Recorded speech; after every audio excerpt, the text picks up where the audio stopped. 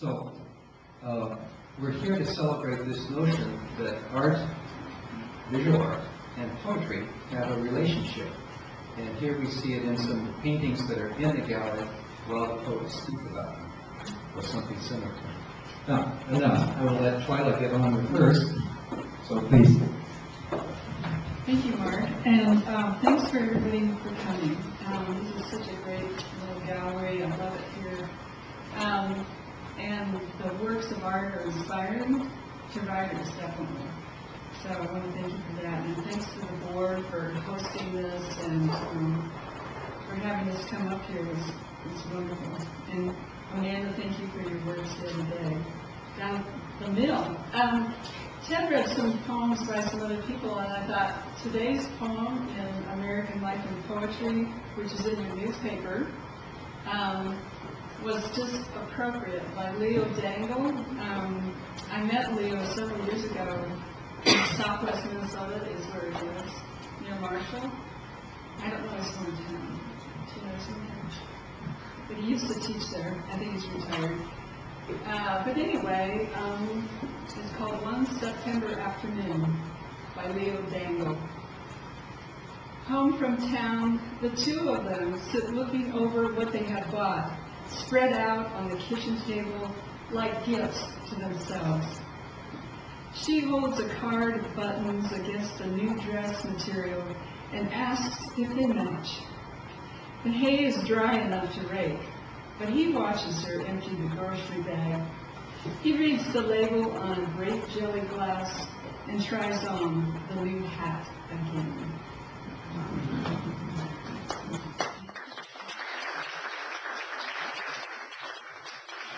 That's Leo Dangle, delightful poet. He's just wonderful.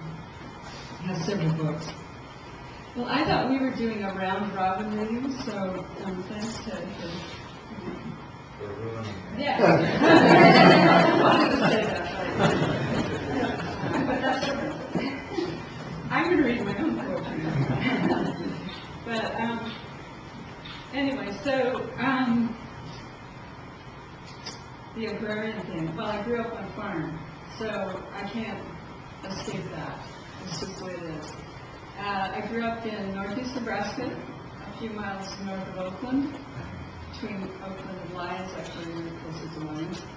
And even though I graduated from Lincoln High School, where I met my husband, and I knew Catherine Endicott there,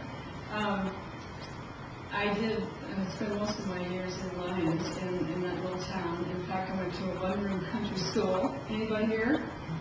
One-room country school? Well, it's more than normal, you know. You know, when you talk about a one-room country school to younger people, they look at what planet are you? You know, this is like way out there. My one-room country school is now a beautiful home in the country, about 6 miles from Lyons. It's kind of odd, because I think of all the stuff that happened there. Okay. Yeah, Randy knows. Okay, I want to start off with airing out. And I've been thinking about winter a lot. I don't know why. This weather might have something to do with it. Airing out. On a bright day, frozen in January, Mother props open the upstairs window of the farmhouse. Airing out, she calls it, a midwinter chore. I move from room to room as if in a trance, touch each frozen dresser, each frozen bedpost, my breath a cloud before me rising as if soot from the belly of an ancient coal furnace. I trace each frozen flower on the wallpaper, each swirl on the linoleum. They are unreal today, yet solid as anthracite in memory.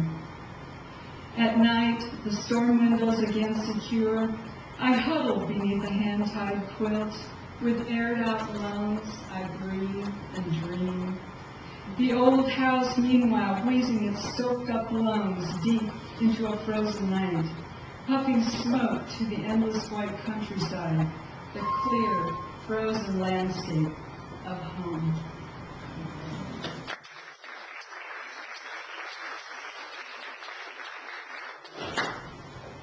I also want to introduce my friend Amy Thomas Savage, who is a wonderful artist.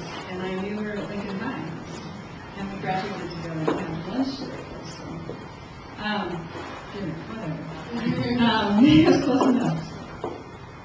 Do you have any artwork here right now? But she has a wonderful exhibit in Lincoln at the Noise Gallery. It's going to be there all month, right? Yes, just terrific. Congratulations. All right. Okay, so I'll just read 6 poems.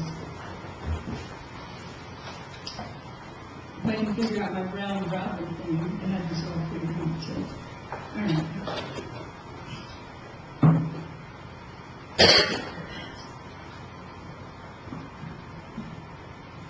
This is called In Early Fall. In early fall, cattails stand firm and dry in the ditches, goldenrod and giant ragweed waving their inflorescences, and everywhere in between, intricate spiderwebs. At times I walk this trail, entire decades disappear. Smell of rotting cottonwood leaves and damp milo rising, taking me faster down the dirt farm lane toward the windbreak, through the pines where father in his bee veil has just opened a hive box. Old rags at work in the smoker, the calm bees allowing themselves to be brushed aside as one by one he removes the laden combs, returning the empties. All day in the damp cellar, the hot knife opening wax, the glutinous extracting, my father grinning, and all of us for a short lifetime sampling until we are sick, that sweet, sweet pollen of summer.